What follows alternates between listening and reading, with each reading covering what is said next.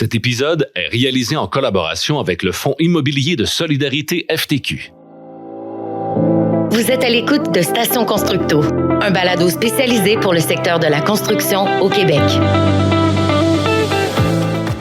Bonjour et bienvenue au balado Station Constructo. Nous abordons dans le cadre de cette série d'épisodes l'immobilier durable sous différentes facettes. La décarbonation, la carboneutralité, la durabilité, l'abordabilité et la rentabilité constituent des cibles particulièrement privilégiées en raison des contextes économiques, sociaux et environnementaux actuels.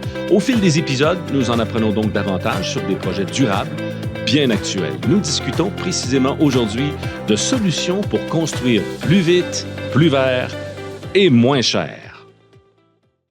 Avec la crise du logement actuelle, la nécessité de construire rapidement et pour moins cher s'avère assez primordiale, merci. Et avec les changements climatiques, la construction durable devient pratiquement une obligation afin d'être un citoyen corporatif responsable. Mais est-ce que c'est possible d'atteindre ces trois objectifs à la fois, même pour un seul projet? Et puis si oui, comment on va y arriver? On va discuter de ça aujourd'hui avec Maxime Camerlin, qui est coprésident de Chloriacité, ainsi que Rémi Couture, conseiller en analyse de marché au Fonds immobilier de solidarité FTQ. Messieurs, bienvenue. Bonjour. Bonjour. Merci d'avoir accepté l'invitation pour participer à ce balado. On va commencer par le commencement, c'est-à-dire on vit une crise du logement au Québec. On va résumer tout ça. Quel est l'impact sur la population? Il y a plusieurs impacts. En fait, en ce moment, plusieurs ménages ne peuvent pas se loger comme ils veulent, convenablement. Et ça a des impacts sociaux qui cascadent une espèce de cercle vicieux. Donc, quand les gens sont pas capables de trouver le logement qui leur satisfait, qui leur convient, ben ils doivent se retourner à leur plan B. Mm-hmm. Donc, les gens qui ont de l'argent et qui peuvent pas trouver de l'habitation moderne, ils se tournent vers un appartement qui est un peu plus ordinaire et ils prennent la place des gens de la classe moyenne qui utilisaient ces appartements-là avant. Ensuite, les gens de la classe moyenne, ben, comme ils sont pas capables de trouver l'appartement qu'il leur faut, ils se retrouvent vers les appartements qui étaient abordables. Et les gens qui vivaient dans les appartements abordables, bon, ben, eux, ils sont au bout de la chaîne et on se ramasse avec des crises, avec des gens qui doivent vivre en surpopulation dans des appartements. Et au pire, les gens se ramassent à la rue. Donc, la crise itinérante qu'on connaît dans plusieurs villes du Québec, ben, ça résulte directement de la pénurie de logements qu'on a. Bon, ça, c'est un aspect. L'autre c'est la aspect, prémisse. C'est le début de la cascade. C'est un des problèmes. Un des autres problèmes, ben, c'est des pertes de possibilités d'emploi puis de carrière. Il y a des régions où il y a encore des pénuries d'emploi et les entreprises ont de la misère à recruter le personnel parce que la personne dit « Oui, je pourrais bien travailler dans votre entreprise. Malheureusement, j'ai aucune place à me loger dans votre ville. Ouais. Donc, ben c'est ça. Au revoir, je reste sur place et puis je manque l'opportunité. Donc, il y a des impacts économiques dans toutes les régions et ça se multiplie. Là. Donc, les pénuries d'emploi se maintiennent. C'est de la croissance qui se fait de moins. Ouais. Donc, vraiment, la question du logement et de l'offre de logement est fondamentale. Ça a des impacts sociaux, donc de la pauvreté. Ouais. Tout coûte plus cher, donc on doit consacrer une plus grosse partie de son revenu à l'habitation. On en a moins pour dépenser ailleurs.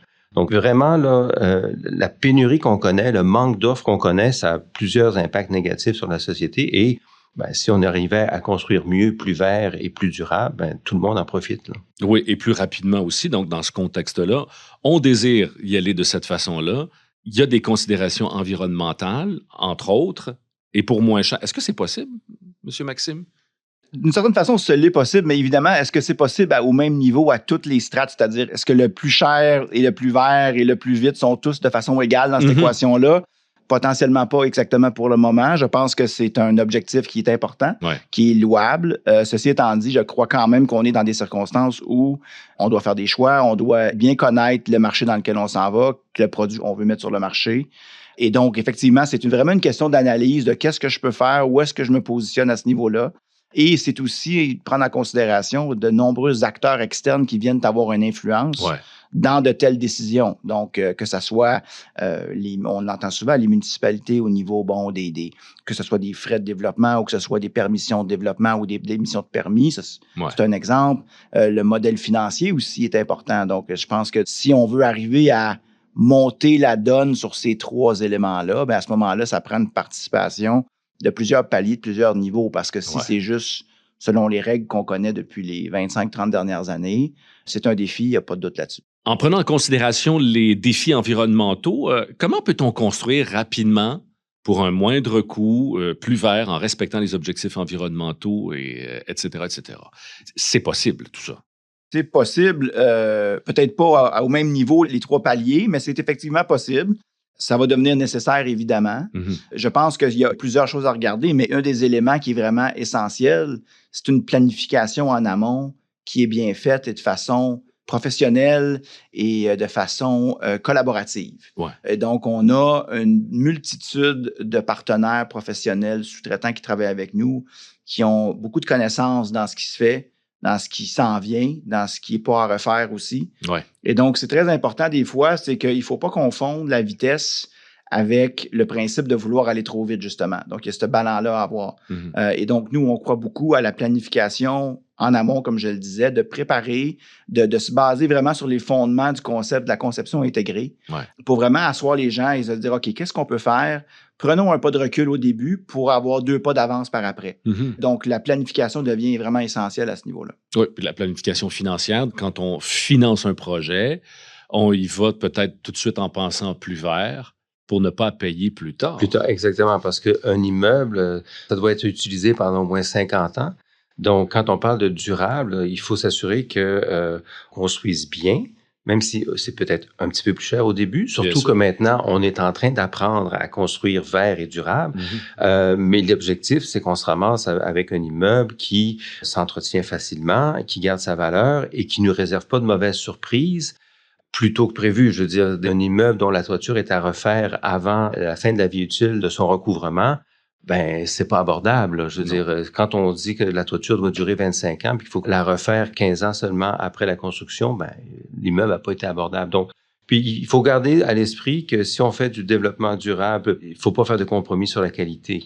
Et il faut apprendre. Hein. Rome, c'est pas fait en un jour. Et l'approche, c'est d'y aller étape par étape. Comme Maxime disait, on peut pas faire tout en même temps. On fait un projet, on essaie quelque chose, on apprend, on reproduit ou on fait une autre innovation. Et quand tout le monde sera dans le même bain et on est dedans, on s'y approche. Donc, quand tous les projets seront semblables, ben, les coûts seront moindres, évidemment. Exactement. On demande de construire différemment. L'industrie doit s'adapter. Il y a une période de transition, mais maintenant qu'il va y avoir de nouveaux standards, de nouvelles pratiques, eh bien, ça va se refléter dans des prix qui vont devenir la norme maintenant.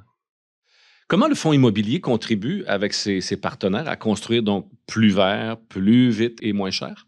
Comme investisseur, parce que nous, au fonds immobilier, on investit dans les projets. Donc, on a des équipes là, de construction qui peuvent épauler, conseiller les promoteurs. Puis souvent, on voit notre rôle comme étant ceux qui permettent à l'entrepreneur de passer de A à l'étape B. Donc, on les aide, on les guide et on les conseille dans leur croissance. Donc, on a maintenant une équipe ESG, donc qui est au fait là avec des gens qui sont expérimentés dans tout ce qui est immobilier durable. Mais d'une autre façon aussi, notre rôle, c'est d'accélérer les projets parce qu'on amène du capital. Donc, le promoteur qui devait avoir un projet de 100 millions et financé à 60%, il devait mettre 40 millions. Ben, si on arrive dans le projet, on va mettre la moitié du capital, 20 millions. Donc, l'entrepreneur, lui, ben, il y a 20 millions avec quoi il peut faire autre chose. Donc, ça, c'est la façon dont on accélère les projets. On permet d'en faire plus. Généralement aussi, ben, parce qu'on arrive dans le projet, on est un investisseur institutionnel, donc on a bonne réputation. Les banques affinent leurs crayons, ils donnent des meilleurs taux d'intérêt. Donc, le financement, c'est crucial. Et puis, d'un autre côté aussi, ben, pour ce qui est du social et l'abordable, on a une nouvelle équipe aussi. On en fait depuis plusieurs années, mais à date, on a investi jusqu'à 355 millions dans des projets immobiliers durables et abordables pour aider là, à régler la crise du logement. Il y a plus de 9000 logements qui ont été ou qui vont être créés grâce à ça. Et aussi, on gère pour à peu près 1,5 milliard, 500 millions de fonds qui viennent du gouvernement du Québec et du Fonds de solidarité, donc la maison mère, pour créer un autre 2200 logements là, abordables et sociaux d'ici 2027. Donc, on ne fait pas simplement investir dans des projets, disons, commerciaux là, pour les accélérer et en faire plus. On a quand même un bon portefeuille pour investir, soit aider les groupes communautaires à financer leurs projets ou du capital patient pour vraiment là, pérenniser le logement social et abordable. Et c'est important que ça soit périn parce que faire un projet qui est abordable au début, ben c'est bien, mais si après c'est revendu et puis c'est plus abordable, c'est sur le marché, on n'arrive pas à créer une masse critique de logements abordables qui va stabiliser le marché puis qui va permettre à des gens de la classe moyenne puis des gens plus démunis de se loger de manière permanente à long terme dans leur communauté. Oui, pour pas que les subventions aident à faire monter les prix par la suite. Exactement. Oui. Des groupes de discussion se sont penchés sur le rapport qualité-prix d'une nouvelle résidence locative et sur leur impact environnemental aussi. Pouvez-vous nous décrire brièvement cette étude-là en question? Oui, tout à fait. En fait, c'est une initiative qu'on a faite justement en partenariat avec le Fonds immobilier. À un moment donné, on se posait des questions parce qu'on se disait, bon, OK, nous, on a nos concepts et ce qu'on connaît, mais ce serait toujours intéressant de parler avec des gens, de connaître un peu leur désir et un peu, on voulait aussi, excusez mon anglicisme, tester des concepts et des choses qu'on prenait peut-être pour acquis. Et donc, on a mis en place effectivement un projet fictif, mais qui en réalité ne le sera pas, là, qui va être sur l'île de Montréal, bon, avec une clientèle qui serait susceptible à être intéressée par ce type de produit. Et on a fait plusieurs groupes de discussion en collaboration justement avec l'équipe de Rémi. Et pour essayer justement d'aller chercher, on avait plein de questions, on voulait entendre. On voulait comprendre comment les gens comprenaient l'immobilier, parce qu'un de nos grands angles morts pour nous, c'est que on est là-dedans tous les jours. Mm-hmm. Donc, à un moment donné, pour ce qui est un acquis pour nous et peut-être certainement pas un acquis pour quelqu'un qui a un autre travail dans la vie. Donc, à un moment donné, ça fait du bien de retourner et de dire comment est-ce que les gens en parlent, puis moi... Comment c'est perçu? Oui, exact. Puis moi, ce qui est important pour moi, est-ce que c'est vraiment ça ou non? Et donc, ça nous a permis de faire cet exercice-là, vraiment d'entendre ce que les gens nous disaient, la perception de la perception, le réel, et on a appris plein de choses intéressantes. Oui, vous en retirez quoi de cette étude de votre côté? Ce qu'on retient, donc, les gens, il y a des petits paradoxes, mais les gens veulent avoir l'espace privé le plus grand possible. Mm-hmm. Donc, maintenant, souvent, on voit dans les immeubles qu'il y a des aires communes. Oui. Et les gens nous ont dit, à tout prendre, là, si j'ai le choix d'avoir un appartement moins cher ou plus grand et moins d'espace commun, je vais renoncer aux espaces communs et je vais aller dans l'appartement, soit qui est moins cher, soit qui est plus grand. Sauf que, puis c'est ça le défi pour les promoteurs, même s'ils n'ont pas l'intention d'utiliser les espaces communs, ils se disent qu'entre deux immeubles, ils vont aller choisir celui qui a beaucoup d'espaces communs parce que c'est plus prestigieux, même s'ils n'ont pas l'intention de les utiliser. Okay. Donc, c'est un défi de plus pour les promoteurs parce que, on peut réduire les espaces communs, moins de piscines, moins de salons, moins de terrasses, moins de gym pour offrir des appartements plus grands, mais s'ils sont les premiers à les faire, ils vont avoir un désavantage concurrentiel. En tout cas, il y a une balance, mais de manière générale, les gens disaient, bon, moi, je voudrais avoir un grand balcon, idéalement une pièce libre qui peut être un bureau, une salle d'amis ou ma propre salle d'entraînement, tout en payant le moins cher possible. Évidemment, c'est ce que monsieur, madame, tout le monde recherche. À la suite de cette consultation-là de futurs locataires, est-ce que ça vous fait reculer le projet? Ça fait avancer les projets en se basant là-dessus et tous ces paradoxes? Bien, moi, je répondrais qu'il y a trop de besoins en logement pour reculer. Donc, par défaut, il faut que ça fasse avancer dans la bonne direction, on l'espère. Mais ça nous a tout à fait fait prendre des pauses sur certaines initiatives. Je donne des exemples un peu parce qu'il y a eu des grandes discussions, mais il y en a eu des plus banales aussi, mais qui ne sont pas tant que ça. Donc, je vous donne un exemple. On se posait la question sur les balcons. Rémi parlait des balcons. Est-ce que c'est si important que ça, avoir un balcon? Mm-hmm. Au Québec, on le prend pour acquis. Ouais. Si on voyage dans le monde, on va en Europe, à titre d'exemple, les gens ont des balcons en ce qu'on appelle le Roméo et Juliette, donc pas vraiment de balcon. Et puis, quand on est là, on trouve ça très sympathique et romantique. Est-ce qu'on l'accepterait chez nous? Et de façon assez évidente, la réponse, c'est non. Ah ouais. Donc, c'est quelque chose qui, les gens y tiennent, ça fait partie de l'espace pour laquelle ils apportent de l'importance. Je vous donne un autre exemple. On se posait des questions sur avoir sa laveuse sécheuse dans l'appartement. Ah oui, au lieu d'un endroit commun. Exact. Donc, on se disait, si on faisait une buanderie à chaque étage, une belle buanderie avec des fauteuils en cuir, une machine à café, un endroit de rencontre, mais bon, tu sais, on amenait ça à un autre niveau. Ouais. On voulait tester ça. Ça aurait pu être une façon pour nous d'arriver à nos fins. Et encore une fois, de façon, je vais peut-être pas dire unanime, mais presque. Mm-hmm. Nous avons été rebootés. Les gens faisaient une association à leur temps quand ils étaient étudiants. Et pour eux, c'était, comme on dit, un deal breaker. Et donc, C'était perçu comme un recul du niveau de vie. Exactement, bien dit. Oui. Donc, les gens voulaient de la simplicité. Donc, les gens voulaient pas la contrainte de devoir aller faire un lavage, de revenir une demi-heure après. Les gens nous disaient, écoutez, on a assez d'affaires à faire dans nos vies, là. On court à gauche, à droite. Là. Si je fais un lavage le soir, je vais être capable de le laisser dans la laveuse puis juste le mettre à la sécheuse le lendemain matin, puis ça sera pas plus grave. Mais c'est pas possible avec des buanderies. En effet. Pouvez-vous nous décrire brièvement le projet Chloria à Lévis? Donc, c'est effectivement notre tout nouveau projet. C'est notre 4e Chloria, en fait, là, donc dans notre bannière. Par contre, la grande différence, c'est que depuis quelques années, le besoin de développer de façon durable par rapport aux normes ESG devenait très évident. Et encore une fois, je prends un comparable avec l'Europe. On voyait qu'ici, au Canada, au Québec, en Amérique du Nord, on est très en retard par rapport à ce qui se fait ailleurs au niveau de l'efficacité énergétique et cette conscience environnementale-là.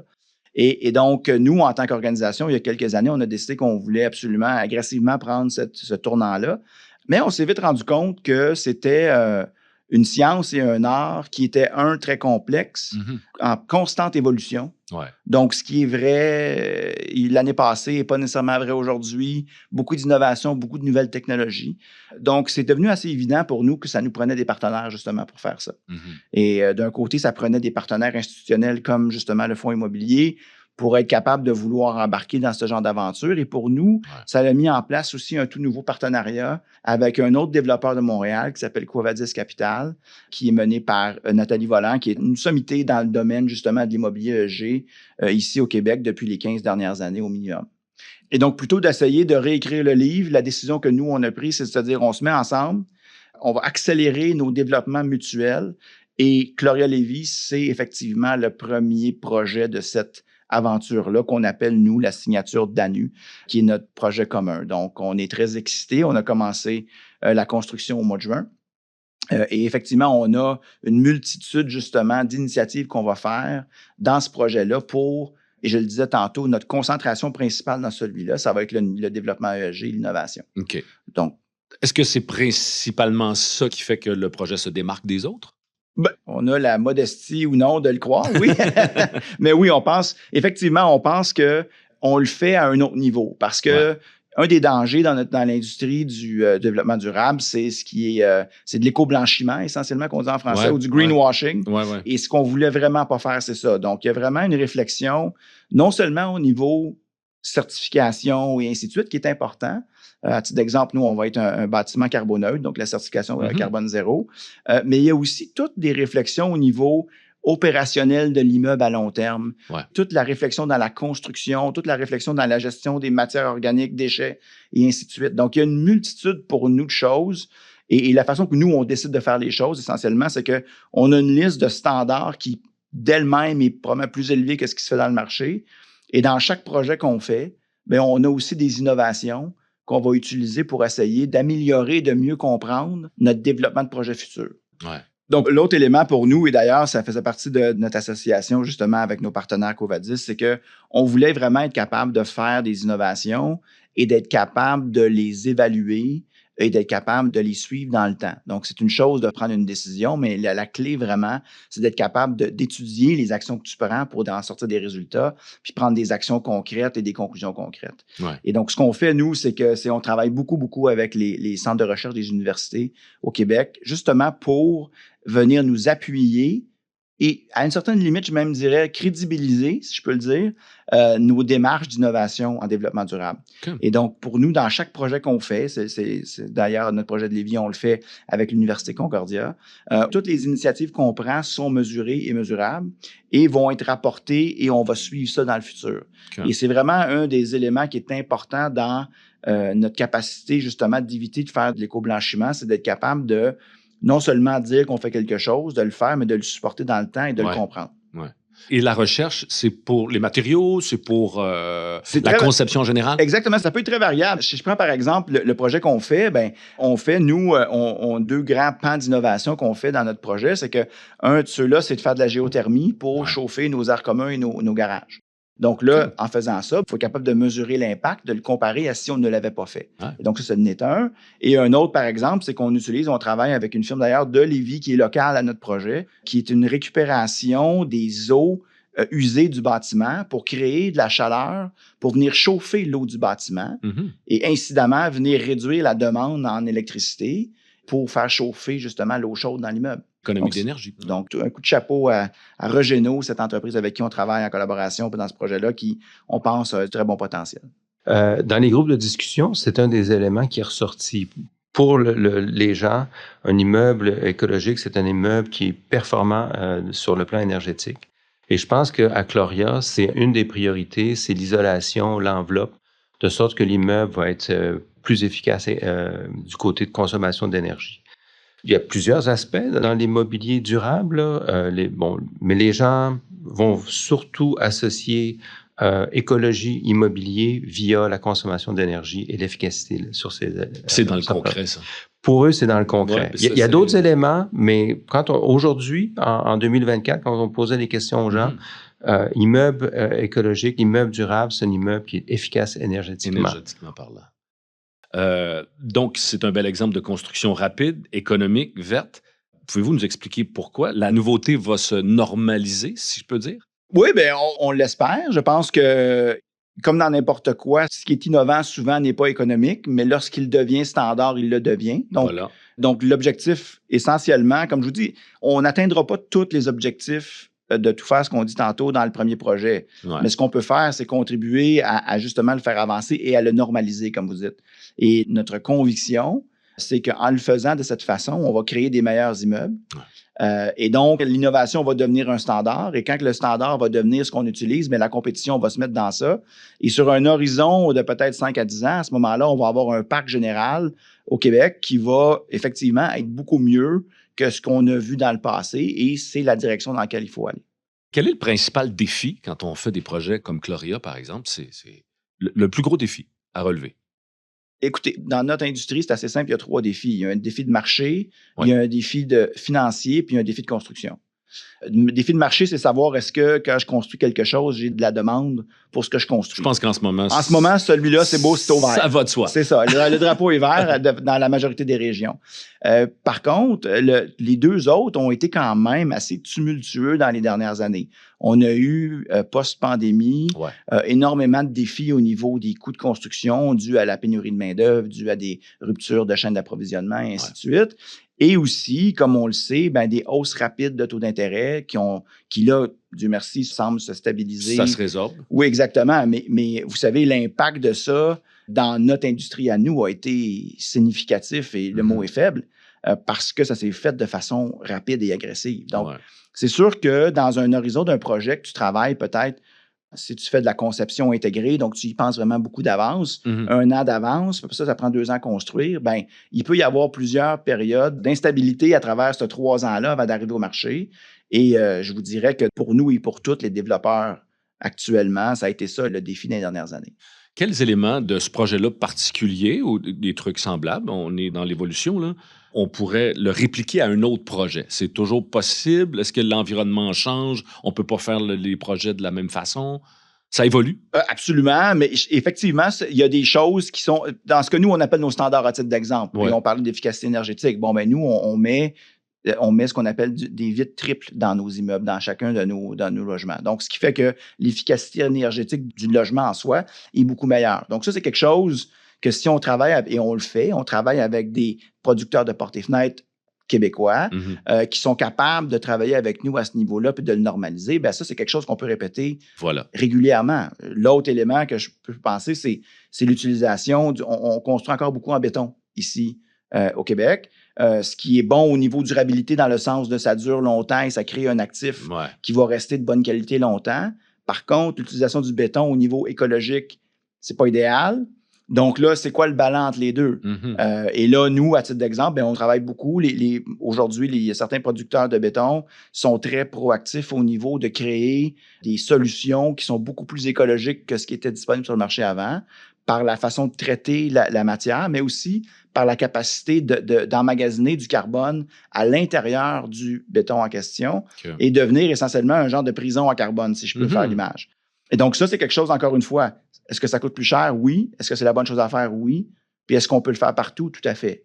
Et jusqu'à ce que l'industrie du bois d'œuvre devienne la méthode de construire partout, ce que c'est pas le cas encore, ben ça reste encore la meilleure solution pour faire des bons actifs. Puis je pense aussi que vous avez, en raison des changements climatiques, vous avez fait évoluer votre processus de planification. Maintenant, vous faites des études sur les sols pour éviter les inondations, hein, parce que un des grands problèmes qu'on a maintenant avec les changements climatiques, c'est les averses, les déluges qui nous tombent du ciel et qui causent des inondations. En peu de temps. Et une bonne façon d'avoir un immeuble durable, c'est d'avoir un immeuble où les sous-sols ne s'inondent pas de manière fréquente aux 2-3 ans. Donc, c'est une évolution maintenant que... Absolument. C'est un art. L'hydrologie est un art dans lequel on investit beaucoup plus, même, je vous dirais, dans les 3 dernières années que ce qu'on pouvait faire il y a 5 ou 10 ans. Donc, maintenant, on regarde les sols, effectivement, ça part de là, mais on regarde aussi beaucoup au niveau des bassins de rétention, à même les terrains. C'est vrai. L'utilisation des toits aussi. Et la capacité aussi d'utiliser, justement, cette rétention-là pour créer aussi des environnements de biodiversité à même nos sites. Ah ouais. Et c'était d'ailleurs un des défis à Lévis, c'est qu'on est dans un des quartiers principaux de Lévis, en face du Palais des Congrès, et c'est un environnement qui est très développé. Nous, on avait un terrain qui appartenait d'ailleurs au fonds immobilier, et en tant que partenaire, ils nous ont donné la chance de participer avec eux. Mais un de nos défis en construisant quand même un immeuble qui est imposant, 300 unités sur 2 phases, on avait un souci de garder un espace de biodiversité et de verdicité, si je peux dire comme ça, dans même le centre-ville de Lévis. Ce qu'on fait d'ailleurs. Et donc, il y avait un ruisseau qui passait sur notre site. On a bâti autour de cette bande riveraine-là, bâti un parc là-dessus. Donc, il y a un parc pour nos résidents, mais il y a aussi un parc pour les gens dans le centre-ville pour avoir accès justement à la bande riveraine et avoir accès à ça. Donc, c'est toute cette idée-là de recréer ou d'une part de diminuer les îlots de chaleur, mais de créer des espaces verts aussi. Urbanisation du truc qui est beaucoup plus vert et accessible à toute la population. Absolument. Et pas seulement aux résidents. Comme discussion de la fin, à la lumière de cette étude-là réalisée, comment on repense la construction résidentielle immobilière? La question est vaste. Oui, oui. Quand on a posé les questions aux gens, ce qu'ils nous ont dit, c'est qu'écoutez, nous, on est des locataires, on paye déjà assez. Il repousse un peu les responsabilités aux promoteurs de construire plus vert et plus durable. Donc, le défi, monsieur, madame, tout le monde ne veut pas vivre avec des contraintes, alors que des voisins, 2-3 blocs plus loin, n'ont pas les mêmes contraintes. Ouais. Donc, ce que les gens disaient, c'est ça, ils préféraient que les règles soient établies pour tous, égales à la grandeur du territoire, et que ça fasse partie des mœurs. Comme ça, la concurrence va être juste. Et ça va le devenir. Et ça va le devenir. Plus on avance des projets comme ça, ça sera universel. Tout à fait. Puis si je peux faire du pouce là-dessus, puis sur votre question, dans le fond, je pense que si on veut vraiment y arriver, il ne faut pas juste penser que c'est la partie construction qui va tout régler. La partie construction n'est qu'un seul élément dans le développement immobilier au sens large. Et il y a des acteurs dans tous les niveaux de ça. Je le mentionnais tantôt, il y a des acteurs au niveau des municipalités, et ils ont un rôle à jouer. Il y a des acteurs au niveau des gouvernements, que ce soit provinciaux ou fédéraux, qui ont un rôle à jouer, qui n'est pas le même que les municipalités. C'est vrai. Il y a des acteurs financiers aussi, les institutions financières, les banques, tout autre type d'investisseur qui veut se lancer aujourd'hui et qui veut trouver un pont entre l'immobilier et le développement d'impact durable aussi, qui est aussi quelque chose qui est très d'actualité. Et donc, je pense que pour avoir un impact durable dans le sens large du terme, il faut vraiment qu'on revoie le développement immobilier de façon plus large, que tout le monde comprenne c'est quoi son rôle à jouer là-dedans. Et je pense que nous, notre travail en tant que développeurs, c'est d'être capable d'amener tous ces acteurs-là à la table, de les attacher ensemble et de se dire c'est par là qu'on s'en va, on est tous d'accord.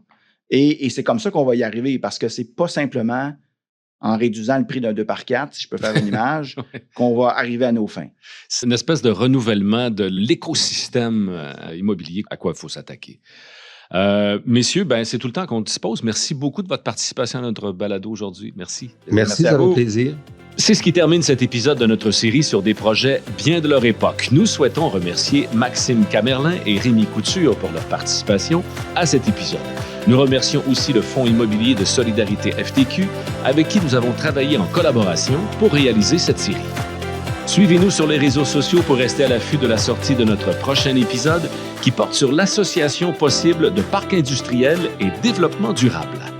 Tous nos épisodes sont également disponibles sur portailconstructo.com, section balado. Merci et à très bientôt.